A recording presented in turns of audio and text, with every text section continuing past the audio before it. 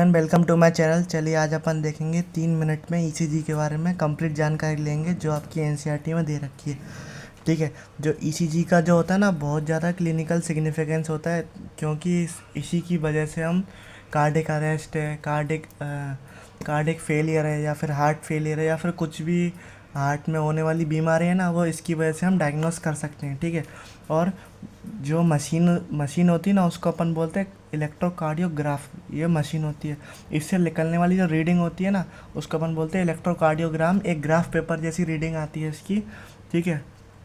जब आप MBBS first year में जाओगे तब इसके बारे में डिटेल में सीखोगे। अभी जितना एनसीईआरटी में उतना मैं इसमें लेकर आया हूँ। देखो, नॉर्मल जो साउंड आती है ईसीजी मशीन से, पिप पिप पिप पिप ऐसे करके आती है, बट पिप पिप पी ऐसे करके लंबी सी जो साउंड आती है ना, वो वो किसका सिग्निफिकेंस दिखाती है कि जो पेशेंट है ना, वो कार्डिक अरेस्ट में चला गया है। ठीक है। वो किसका सिग्निफिकेंस दिखाती है, जो पेशेंट है ना, वो कार्डिक अरेस्ट में चला गया है। अगर पेशेंट अपन को रीडिंग लेनी है पेशेंट से, तो अपन क्या करेंगे, लीड कनेक्ट करेंगे जो कि मशीन से कनेक्ट होती है। और बेसिकली जो इसमें ये लीड यूज़ होती हैं, वो 3 लीड यूज़ होती हैं दोनों रिस्ट पे। ठीक है। दोनों जो आपकी रिस्क होती है ना, रिस्क ये रिस्क होती है ना, दोनों रिस्क पे होती है, और आपकी लेफ़्ट एंकल पे, यानी कि लेफ़्ट घुटने पे। ठीक है। इनको कंटिन्यूस ये क्या करती है, अपना कंटिन्यूस मॉनिटर करती है अपनी हार्ट एक्टिविटीज़ को। ठीक है।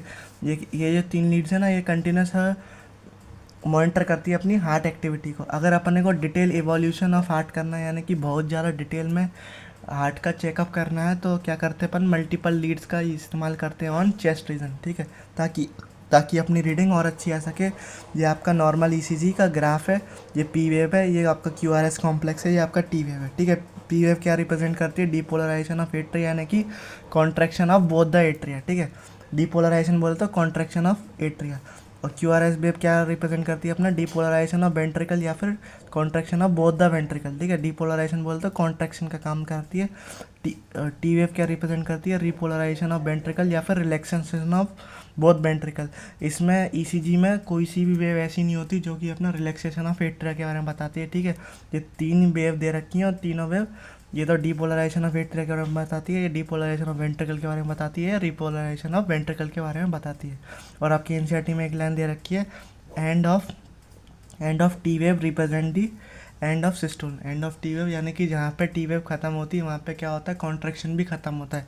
ये इस लाइन का मतलब है। और एक और लाइन दे रखी है आपकी एनसीईआरटी में, एक क्यूआरएस कॉम्प्लेक्स, यानी कि क्यूआरएस कॉम्प्लेक्स से हम हार्ट बीट काउंट कर सकते हैं। एक QRS complex is equals to एक हार्ट बीट होती है। और इतना ध्यान रखना, रिडक्शन इन टी वेव हुआ तो ये